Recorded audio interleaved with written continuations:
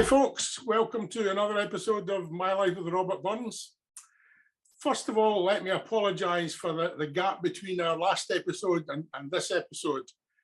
Both Jim and I, over the period of time, have A, been on holiday, and B, succumbed to that dreaded COVID virus, which in my case knocked the stuffing out of me for a few weeks. So we've not been very active on the recording front. But hopefully everybody's okay now. How are you doing, Jim? I'm better, Douglas. It was a kind of tough week for me, and it was a tougher week for Sheena, to be fair. But got through it. Yeah, it seems to be going about a lot stronger than it was previously. What about you, Roger? Have you managed to avoid it? No, I had COVID. It was rather like bad sinuses for the first couple of days. Yeah. But I noticed when I was giving an Immortal Memory, a late one because of COVID, that I was very, very short of breath. Yeah. I had to sort of stop earlier than I expected to. But I noticed that all the members thought it was a great speech because it was shorter, I think. Very good. Well, folks, you'll have realised that our guest tonight is a former university researcher and a teacher, and a real fan of Robert Burns. You'll know him better as the author of the social media presence that goes under the title of the life and times, researching the life and times of Robert Burns. And at the moment, at last count, he'd over 600 followers. Folks, cronies everywhere, please welcome Roger Griffith. How are you doing, Roger? Very well, thanks. Thanks for the introduction. It's amazing. I never expected to get so many people who were interested in Burns to come onto the site. So there's always something interesting there to read and to learn about. Very good. Well, maybe when we get on to talking about your interest in Burns, you can tell us how the site started and what it's intended to do and all that kind of thing. But as all of our viewers know, the first question is always the same. Can you tell us a little bit about yourself, please? Right, well, my home is Devon. That's where I came from, a place called Teignmouth. Any holidaymakers might know it. It's a very prominent holiday resort. But my father was from Wales. He was from South Wales. And my mother, although she was from Rochdale, has Scottish parents. So Maybole, of all places, and also Aberdeen is where my Scottish side came from. Mm-hmm. So I went to the University of Hull, first of all. I did zoology. And after that, I went and worked in research at Glasgow University, where I was doing a very obscure job. I was a kinetoplastologist. Oh, you need to explain that one. Yeah, I was working on single-celled organisms which have an extraordinarily large amount of DNA in their mitochondria. And that was what the research project was on. So it was very interesting, particularly doing electron microscopy, that sort of thing. So, but that, of course, gave way to getting married, and university jobs are not secure. You have to keep on applying for more grants. So I could have become a university lecturer, but that would have meant being apart from my wife for a year after we just married. So instead I went into teaching. Mm-hmm. And it ended up, first of all, at a delightful place, Loudon Academy by Galston. I was there for about 5 years and very involved in conservation work when I was there. We won several awards. The kids, being country folk, really enjoyed working in the countryside and doing projects. So after that, became the principal teacher of biology at Droston Academy. So I was there for about 20 years. Again, working in conservation. We had the old railway line, the old Caledonia, the old Cali Railway, ran beside the school. And it had been long closed, but I managed to persuade Sustrans, the cycle path people, to purchase it. And we converted it into a nature reserve. It still is a nature reserve, but sadly, there was a housing estate built at the far end, and they didn't like the idea of people going through the estate, so it got kind of blocked off. So it's still there. It was rather a shame. Yeah, and after having spent so much time in conservation, I decided to leave teaching. So I moved into the North Ayrshire Rangers service. And for a best part of about 7 years, I was the ranger for North Ayrshire, covering all age groups, all abilities. And that was fantastic because I basically had a Land Rover, and I could go to places, and in between times, whilst I was waiting for my next meeting, I could go and make a video of some Burns site or visit some old castle, which actually went very well in terms of, at first I was concerned, but it complemented the job nicely. Because if you're interested in conservation, obviously anything to do with wildlife, old estates tend to have lots of interesting wildlife on them. So it all tied together. And towards the end of it, I'd done something like 80 geocaches. Have you come across geocaches? Is that a term from orienteering? It's a bit like that. It's basically, it's like a treasure hunt. You place a sealed box in an interesting place. It has the satellite coordinates to it, and then people go out and find them. And the sort of thing you get is, thank you for bringing me to this beautiful place. I've never been here otherwise. For instance, like Bar Mills Park. You know, who knew that Bar Mill between Beeve and Dunlop had a beautiful park? So that I still keep it up. It's based on the web. So that's, and then I'm still working with Bar Mill Conservation Group, and I was also responsible for the setting up of Spears Old School Grounds. It was a school, and the building was demolished in the 1980s, and it's a public park. But we've done a lot of about maybe 30, 40 different groups over the 3 or 4 years I was there who did conservation work there. So I had a great time, but I reached the age of 60 and I still have my pension from teaching. So now I'm doing everything full time. I'm out making videos and all the rest of it. So yesterday I was down at Kirkbride, which is down by Annan, seeking out a 12th century chapel and a holy well in the beautiful sunshine. So retirement's good. Excellent. Yes, I certainly would agree with that. I've enjoyed my retirement so far. So the ranger job, presumably that involved working quite a lot with kids and teaching them about nature. Yeah, absolutely. Yes. And that led to making also a lot of videos with them. So there's quite a few YouTube videos which have got the children themselves are doing the speaking part, and I'm showing them what to concentrate on and that sort of thing. Yeah. What do you find kids are most interested in nature? My children kind of grew up with the Young Naturalist Club at Culzean, and got to know a lot about nature through that.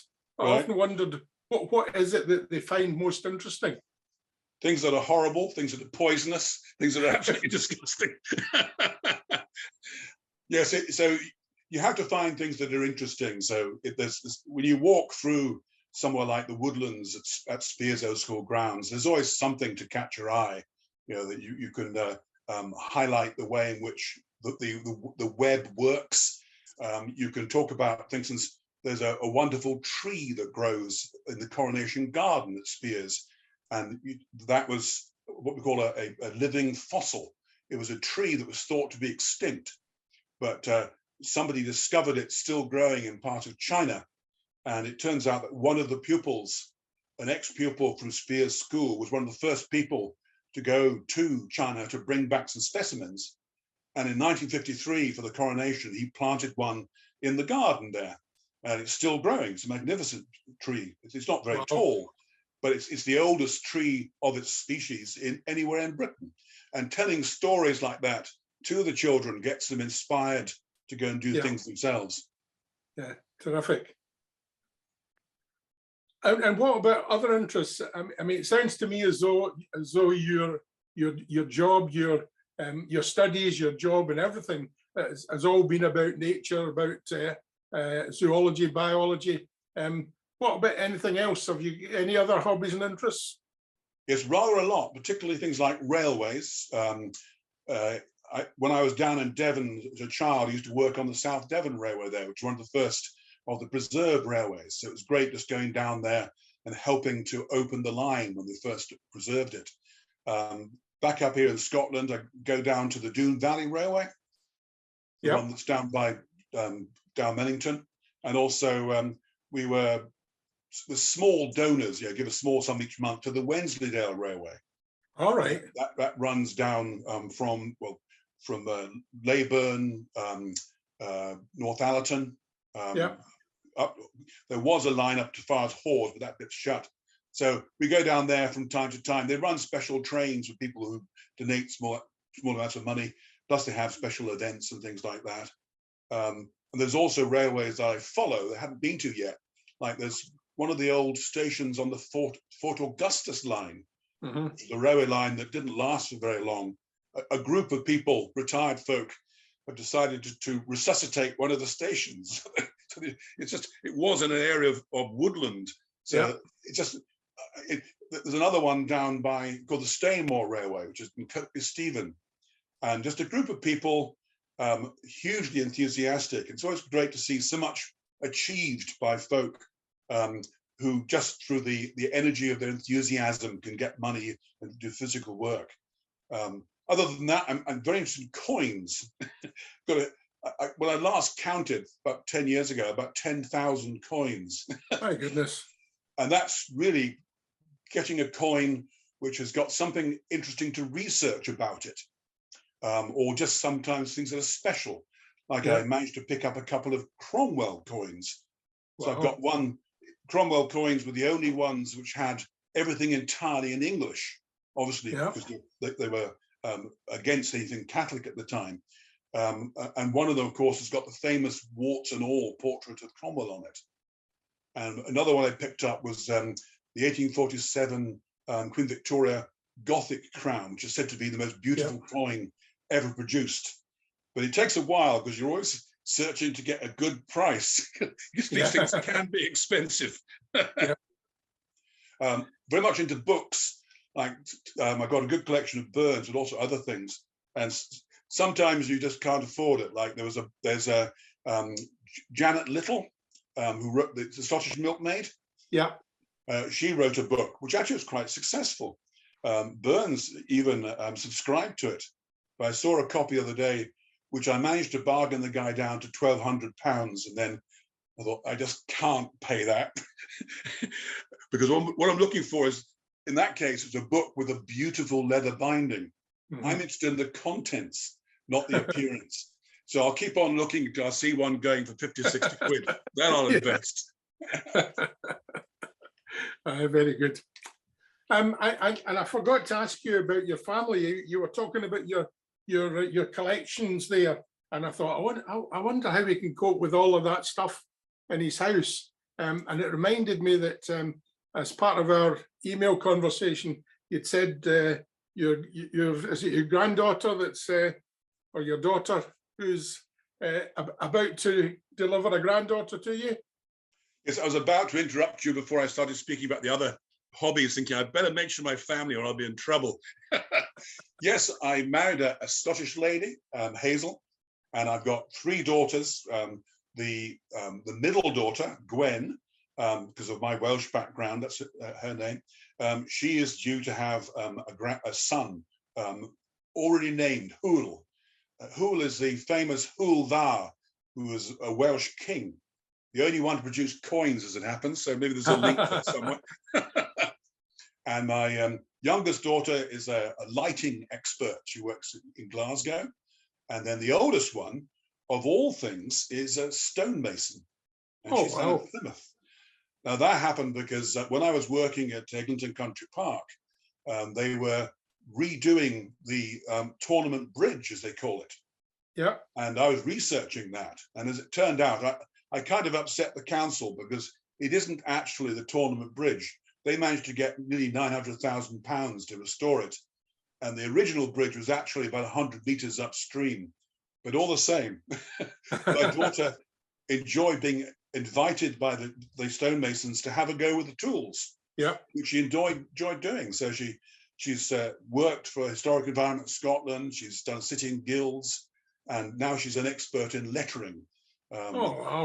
Yeah, that's quite interesting. I was watching one of these programs about restoring mansion houses and such like, and it was a female stonemason that was explaining the techniques and such like, and I almost got the impression that the perhaps smaller fingers meant that it was possible to do these things. Yes. Well, just talking about other hobbies, this is a little book I wrote about the Glen Cairn Isle. Oh, yeah. The Glen Cairn Isle is the burial place of the Cunninghams, the Earls of Glen Cairn, and it's in Kilmoors. Yeah. But most folk don't know it's there. Even people who live a few houses down don't know it's there because it's hidden. But what got me to mention that is that we're at the moment employing a stonemason, Graciela Ainsworth, who's worked on St. Giles and so on. And she has a team of about 9 people, several of whom are ladies. So it's very much a matter of, you say, the fine fingertips can do a great job when it comes to carving and all the rest of it. Yeah, tremendous. Well, I hope you get news of your new arrival soon. I was tempted when you were telling me about it to come up with a rotten joke that you will need to drive very carefully down to Wales. Okay. But anyway, we'll maybe cut that out. Right. That's a good point for me to move over and get Jim to talk to you a bit about your interest in Burns, and perhaps you can tell us about the Facebook pages and how that came about as a starting point.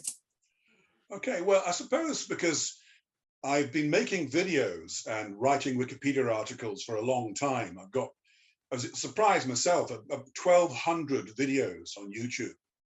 And then I started looking at the videos I'd made, and something like 90 of them, or it's nearly 100, are on Robert Burns' relations, friends, associates. And Wikipedia, I've got a total of 800 articles, although the ones on Burns there's about 80. So I thought it's about time to start sharing all this information. It is on the web, but it tells you has a specific audience.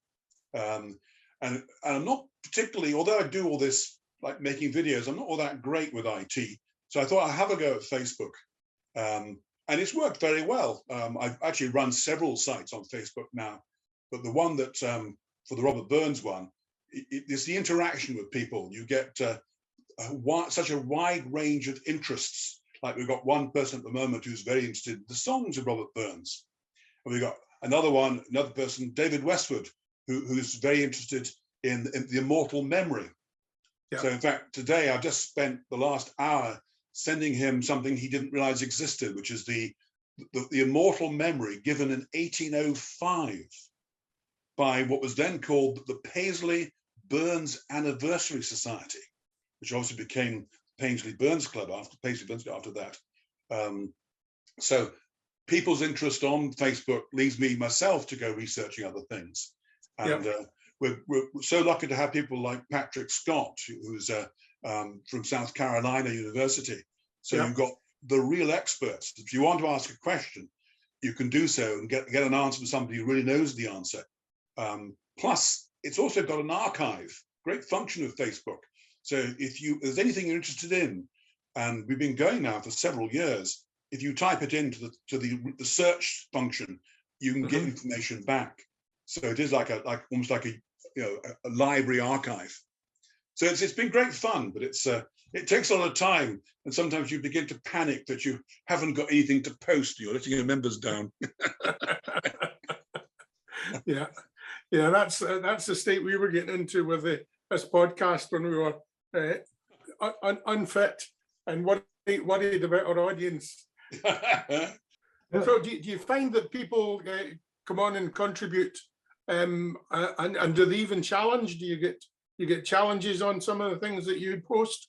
Oh, certainly, yes, because I'm a scientist from a background, so that's what I like. I mean, some people think, I don't want to make a negative comment. Well, it's not a negative comment; it's a constructive comment. So yes, it's great to be put right. For instance, there was a good one the other day, which was from Patrick, which was now that I've got the topic now. What was that about? That was about one of these things you take for granted, which Patrick showed was not actually the case. Yeah. So that it's rather like Gerard Carruthers or Kirsty McHugh.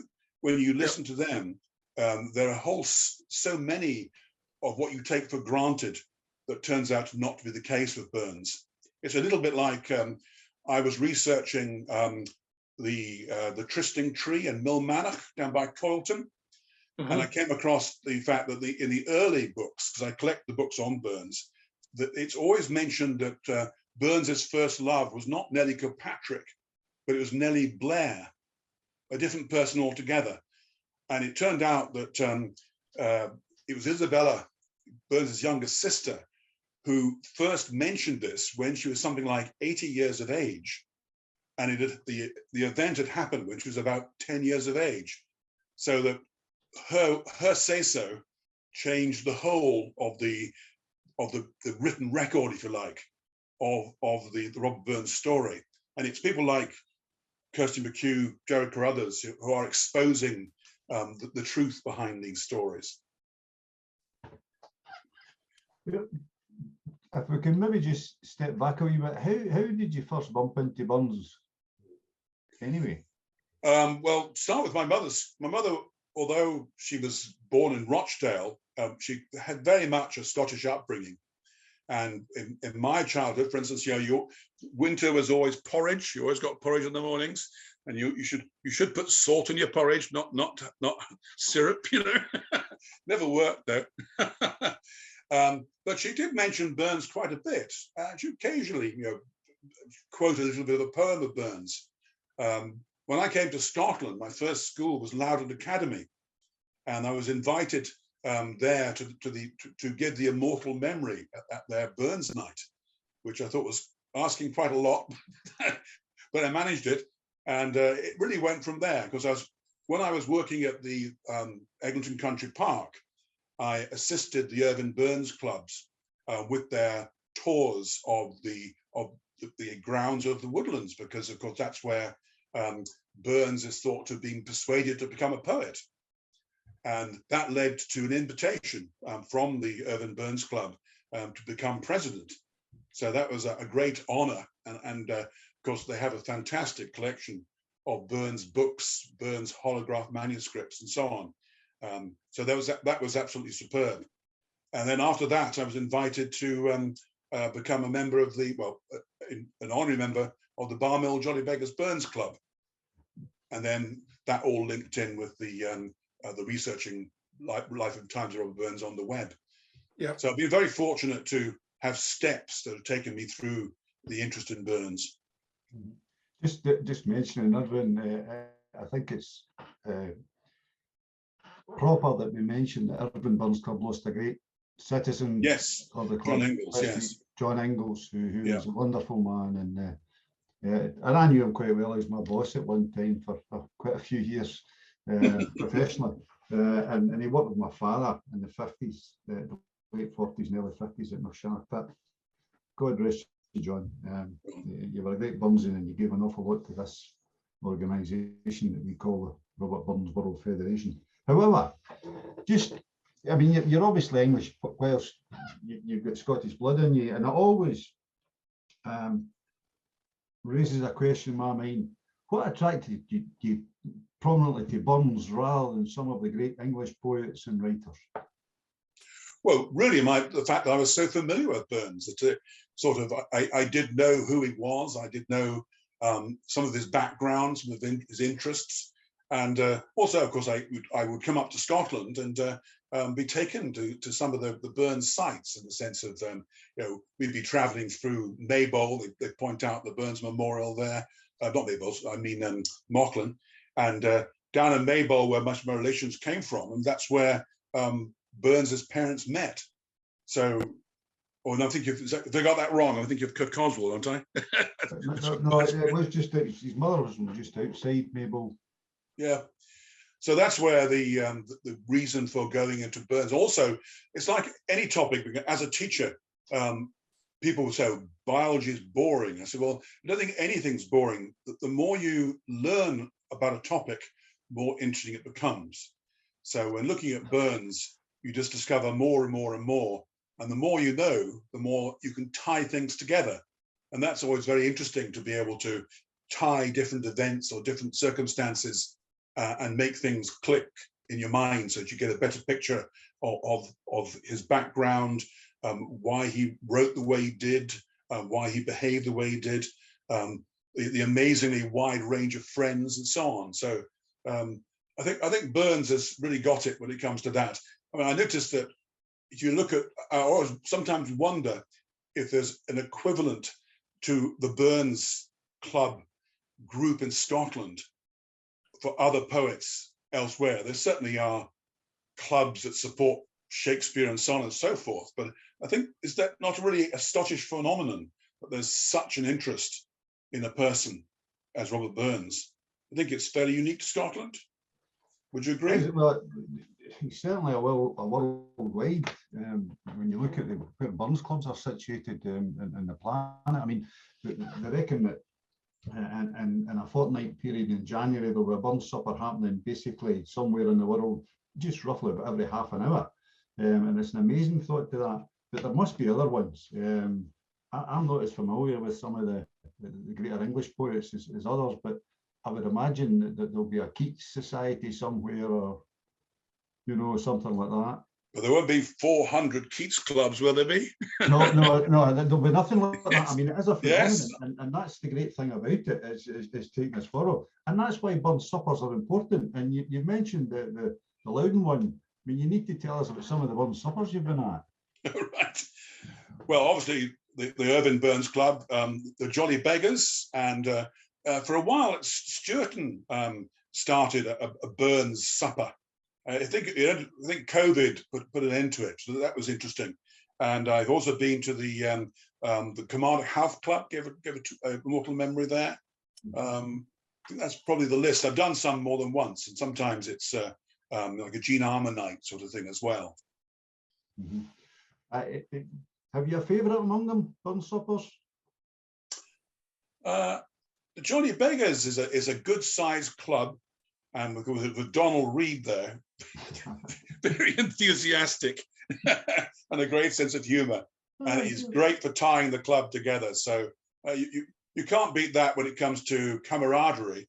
When it comes to the Irving Burns Club, of course, you've got, as you said, like John Ingalls, you've got the absolute experts, and you've also got such a marvellous collection, books, paintings, and also their educational facility, in terms of they have a building people can go into.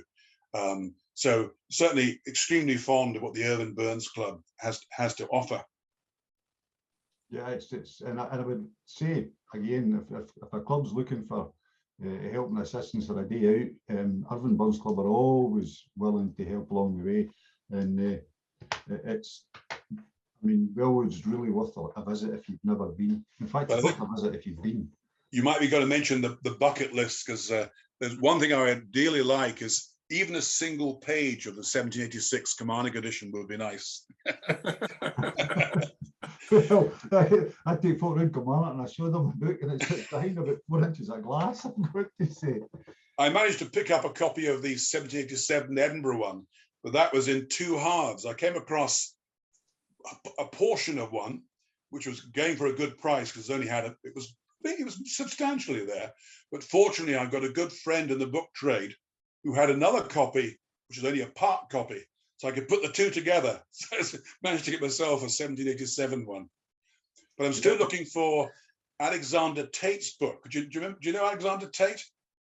He was the one who probably was friends with Burns at first in Tarbolton, but fell out with him badly and wrote, 4 or 5 scurrilous poems about him. But he actually published a book, which is incredibly rare. He's the same chap who David Siller said something about his poems sounded like the axle of a wooden cart screeching, something like that. That's what David Siller said about Tate's poems. And Tate wrote a very strong reply to him as well.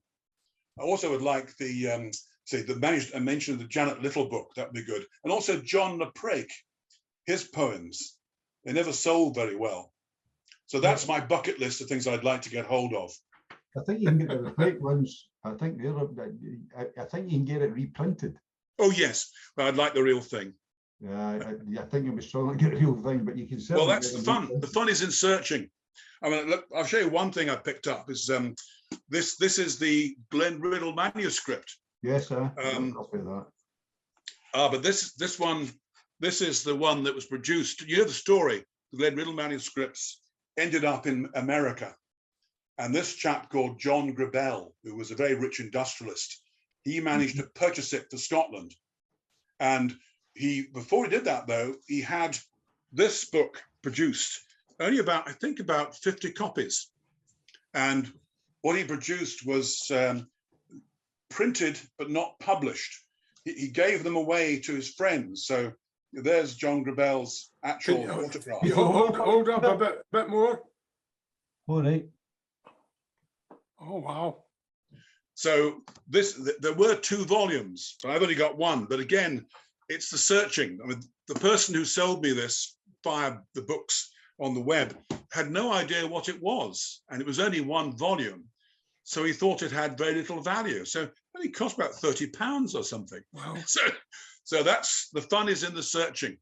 Yeah. Let's have a look at the book. Here we go. It's a beautiful photograph of the actual Glen Riddle manuscripts. Yeah. Oh wow. And here at the front, we've got the original. So there's the coat of arms and so on. Yeah. Yeah. So that's a very fortunate find. Very good. Another one I got, which is worth showing you, which is, if I can get it, I don't want to damage the book, and see if you can see it. I don't know if you can see that. You can slightly, yeah. It's called a 4-edge painting. Yeah. It's paint. Wow. If I do that, it vanishes. Yeah. So it's of Ellersland. Yeah. So these 4-edge paintings, you can't normally see them. You only discover them there if you actually take the book and twist the angle on it. Yeah. So again, that's just a nice discovery. Mm-hmm. One I would recommend to you if you can get a hold of it, it's really rare, but it's wonderful, is the book of Robert Burns. Whoa, wow, that looks quite something. Yeah, there's 3 volumes to it. Right. And it's basically a slight biography of Burns, and then it concentrates on the people in his writings, tells you who they all are, you know, and full histories on them and stuff like that. It's really interesting. But I managed to get this one from New York. Right. But I've got a set, and I mean, it cost me more actually to get it shipped here than it did to buy it. It is very expensive, isn't it? But I would certainly recommend it to any Burnsian who enjoys the research of bits and pieces of Burns's life. I'm going to pick something up from the floor. Excuse me for a moment. Oops. Oops. Here's something which I again picked up. This is a miniature copy of Burns's Kilmarnock edition. Oh, excellent. And it comes inside this metal case. Yeah. It's got a magnifying glass in the front of it. You can read it. Great idea. It just all pops away inside there. Wonderful. Apparently, I first thought it was produced for the First World War troops in the trenches, but apparently it was produced before that. But it was used by the Scottish soldiers, could actually take that to the trench and they could read it and get some solace from Burns's poems whilst all hell was breaking out around them. Yeah. Fantastic. Old beggars under sacks. But you've talked Burns books and you're showing us a bit of Kilmarnock edition. Have you got any favourite poems or songs? I suppose that really it would have to be To a Mouse.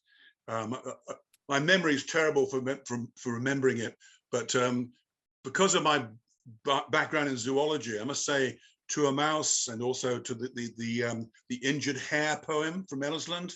Yeah. There, Burns is looking introspective into his own life, comparing it with the natural world, and is obviously making very up to date and very sort of sensible comments about they have a right to live, they have a right to occupy, you know, the world, and that he appreciates the differences, but on the other hand, gives them the value they deserve. But I think, in particular, I think the To a Mouse has got very many sentiments in it that make you have that frissons of reading a really good poem by a great poet. Yeah, I was just thinking as you were speaking there too that you've obviously been about the Burns movement for a while now and doing quite a lot of research. You must have met an awful lot of interesting Burnsians and people involved in that sort of area. Well, actually not, because I'm spending most of my time sort of traveling around researching places much by myself. It would be nice to have more sort of outings and groups, but it's actually quite I wouldn't say a lonely existence, but it's when you're doing research, you tend to get a bee in your bonnet about something and decide you have to go and have a look at that place. I've got to go there. I went through the same sort of phase when I was trying to write the book about Tam O'Shanter, and I ended up all over the place doing mad stuff and getting rescued by nice folk. That's the reason I asked the question. Yes, your book's sitting in my bookcase, yes. It just took over my life for about 3.5, 4 years. Yes. Some mad reason. But I mean, I thoroughly enjoyed the process. Do you get that same sort of fun? Do you get that sort of fun out of it? Yeah, very much so. It's very much a matter of keeping your mind going and also finding things that you wouldn't expect to find, or wonderful things like down at New Cumnock, for instance, the Burns Memorial down by the river there. I mean, it's absolutely beautiful, and it's so well looked after. And you just sort of appreciate the enthusiasm that people are having to take the care to maintain them. Also have great fun sometimes. I've been down to Ellisland to the hotel several times, but I was down there recently, and I always go and have a look at the Hermitage there. And during COVID, although the building is in very good condition, the inside the railings was full of sycamore trees, which give them a couple more years and start to damage it and would cost a lot to clear. So I contacted Melvin McCrosty, who's on your heritage committee for the Robert Burns World Federation.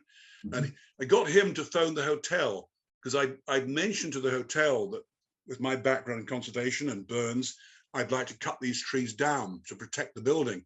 And they looked at me as if I was slightly crazy. But Melvin phoned them up, and they were very enthusiastic. So a couple of weeks back, myself and Melvin went down to the Hermitage with a good set of garden tools. We cut down all the trees, removed the brambles, removed the rhododendrons and the bracken, and it now looks very smart. So again, it's just sort of, you're getting the conservation side and the Robert Burns enthusiasm side. We went there on the Club Burns trip, one of the Club Burns trips, and it was starting to look a bit kind of covered over. Douglas, is that? Yeah. Remember? Yeah. No, I thought when I read that you'd done that, Roger, I thought about it and thought, you know what? There's probably quite a number of places that need a wee bit of looking after. I remember several years ago, the Ayrshire Association did something similar with the trysting thorn at Skelton, and it is important that we maintain these places. And I noticed that Mauchline Burns Club had done a tidy up of the Highland Mary Memorial at Failford recently. So yes, there's a lot of good work going on. Yeah, I was amazed with the trysting or trysting thorn down at Milmannock, because I was there quite a few years back, and the whole thing was slipping down the bank into the river. Yeah. Also, the road there looked as though it was going to be abandoned forever. So it's fantastic to go back and see what's been done. It's looking superb. Also interested to see that the original tree, what was it? It was cut up in slices and sent off to the Burns clubs throughout the world, I think. So a marvelous. That has been something I've been meaning to do, is to start making a list of all the trees that have been used in Burns clubs. For instance, the tree that was up against the far end of the church, the original church, and Mauchline. And that also turns up on the back. I've got a book back here which says it's this came from the tree from the Mauchline Church. So there must be there's plenty to investigate there. Well, you can add New Cumnock to your list, because our block and gavel for the chairman uses has got history from a trysting thorn in the New Cumnock area. Ah, yes, I think I read that in the book, Chris Rowley's book. Yes. Yeah. So, in all your research, what's the most surprising thing you've come across?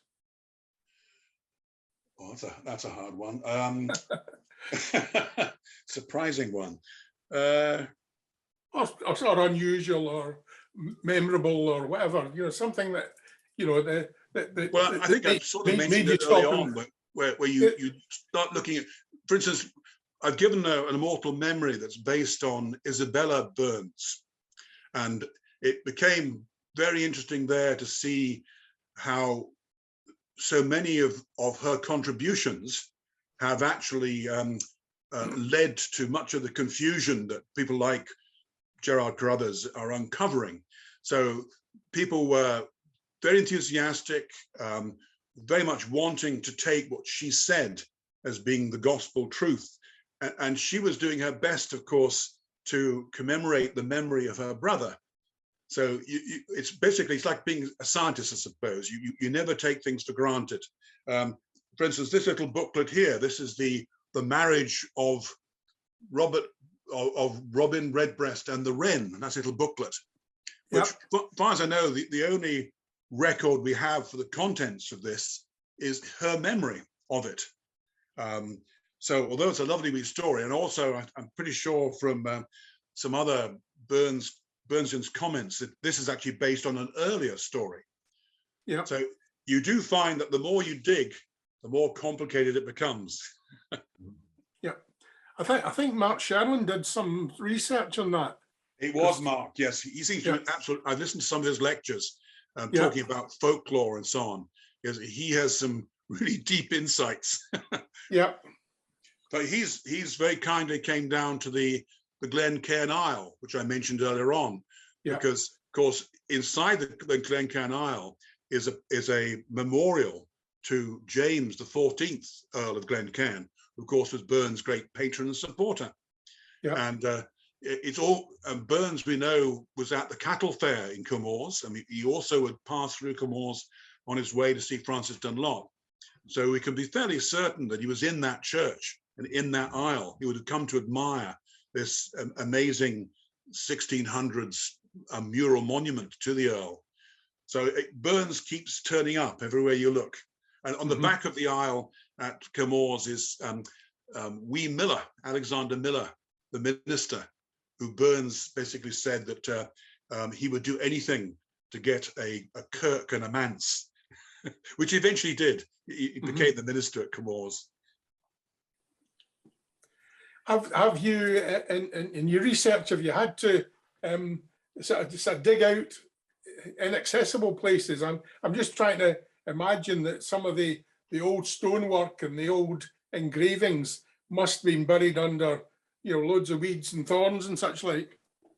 Yes, you do indeed. You say it's a matter of going up some gloves. Sometimes you're looking at old cemeteries like one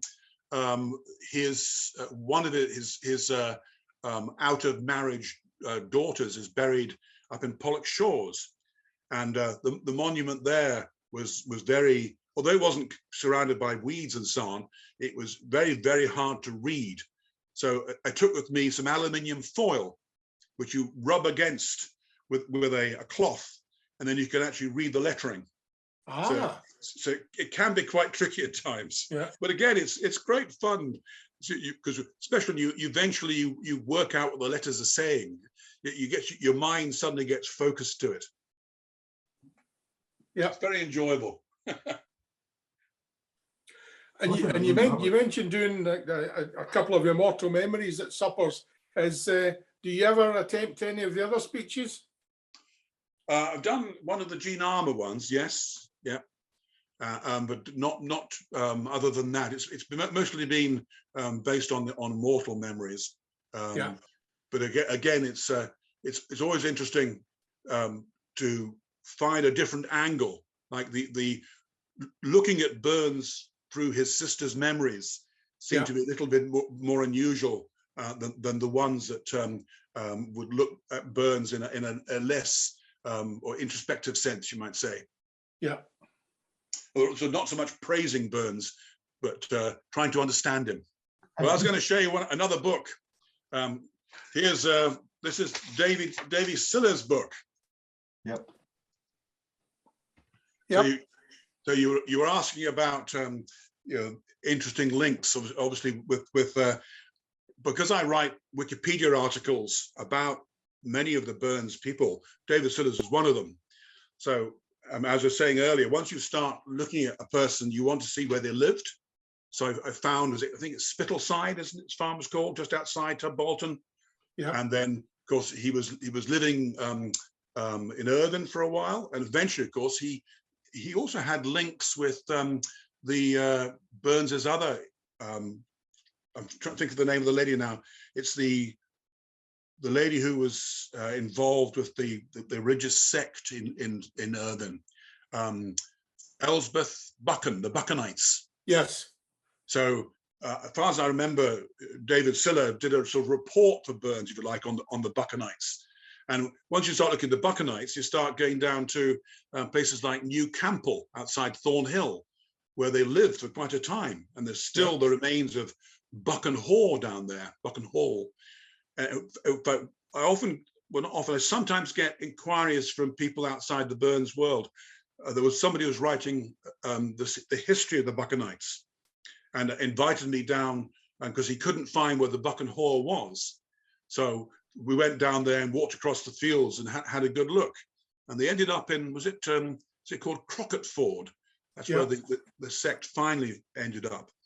So again, once you start on something, it leads to so many other things. Or rather, like there's a wonderful cemetery, a place called Dalgarnock, just outside Thornhill.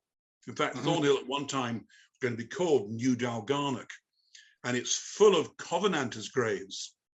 Some very, very sad and very interesting stories about these Covenanters. But again, Burns mentions Dalgarnock in one of his poems. Another interesting discovery was down in the Mauchline Gorge. There is a path you can go down right into the gorge itself. And I'd told of a story there whereby a group of fishermen before the First World War had begun, they got together and they said that if any of them were to die, then those that remained would write a memorial on the walls of the side of the gorge. And they've done that. It's wonderful. But in amongst it, there's the initials RB, which is always said to be Robert Burns had done that. Because obviously he would be walking around those woods many times. And just further down the River Aire there's Robert Burns's Bath. There's a little estate called King and Clew. And coming down from it is a stream which intersects with another stream going to an old mill. And there's a cistern there. There's even footsteps cut into the rocks. I came across, one of the books I came across mentioned the locals called it Robert Burns's Bath. You can imagine on a hot day like today, you would be determined to go and jump into that cool water, given half the chance. So exploring Ayrshire is very much following in the footsteps of Burns. Yeah. You must have run into quite a number of interesting facts about the people Burns met and the people who he was involved with in a kind of wider sense. Yes, you do get to appreciate how good he was at being a great friend. Talk about if you think of heroes, for instance, Maria Riddle, I think, is one of the greatest in terms of how she was very intelligent. She wrote a book herself. Burns, of course, fell out with the rape of the Sabine women incident, and he wrote some fairly scurrilous things about her, but then she forgave him and became good friends again. I think that shows a depth of understanding. And talk about famous people, I keep mentioning this Glen Cairn Isle, but have you heard of Duncan MacNaught? you come across Duncan McNaught? No. For 32 years, he was the editor of the Burns Chronicle. And we've mentioned John Grabell from this Glen Riddle manuscripts here. When this is just after the First World War, John Grabell, the first thing he did when he came to Scotland was to go and visit Duncan McNaught in Kilmores, where he was the teacher, because he had the largest collection of Burns books and manuscripts in existence. He had 2 copies of the 1786, one of which was unbound. Oh. He'd been offered 1,000 guineas for it in about 1910. And John Grabell bought his entire collection, which must have been somewhere in the million. Yeah. Duncan, he's also responsible for the Poor Uncle Robert, the monument in the churchyard at St. Columba's in Sturton. He was behind the impetus to get that put in place. Because, again, interesting stories. He and his son, John, this is Uncle Robert, were responsible for guarding the graveyard at nighttime to prevent the body snatchers. So, and also, poor Uncle Robert had a school, and the school's about a quarter of a mile from where I'm sitting now. So, yes, Ayrshire's full of links and full of interest. And one of throughout the Burns Research Club, one of the things we have done, which I think is probably significant, is that there was a person who we know worked for the Robertson estate, who was called Robert Burns, but the link hadn't been proved. It was actually the uncle of Burns, who's this person. We managed to find that on the historic Scotland's People website, the birth certificate of a Robert Burns and Agnes Craig having a son called Robert, but on the certificate says that they were from Coldham, and we know that Coldham was the house used by the land steward of the Robertson estate. So that seems to prove, beyond reasonable doubt, that poor Uncle Robert, because the poor chap had rheumatism or arthritis, we know that he became the land steward and therefore had quite a good living at Robertson for a while. Eventually, he ended up living in Sturton. But it's nice to tie things together, and researchers in the group found that information. Fantastic. We could listen to you talking all night, Roger, but let me ask you one kind of final question before we finish off. Is there something out there that you've been trying to find and you haven't been able to find it yet, or you need a bit of help, because there might be people listening to this that could contribute? Well, I've mentioned the books that I deal like, particularly Alexander Tate's book, because I wrote a Wikipedia article about Alexander Tate, and he was a real character, and he clearly fell out with Burns in a big way. And the book is exceedingly rare. So I think there's one copy up in the Mitchell Library or something in Glasgow. Other than that, no, I suppose it's always a matter of just keeping on, having a list of things to go and find. Yeah. So one thing that tickled me in terms of being fun was that it's mentioned that Burns, when he was at Loch Lee, he would go and collect lime from the lime kilns at Carnell. Yeah. So I eventually found the actual lime kiln. It's still there, hidden in the woods. It took me an age to get to it because it was awkward to try and get your way through the farmyard and so on, to find it. But I eventually did. So it's been a lot of the stone's been robbed and used for building the local farm. But it's just nice to think there would Robert Burns be turning up with his horse and cart to collect his lime for his fields. Tremendous. Well, Roger, that's been great. It's been lovely talking to you. And I just want to finish off by saying thank you very much for telling us about your life with Robert Burns. Thank you. Thank you very much. Thank you for inviting me.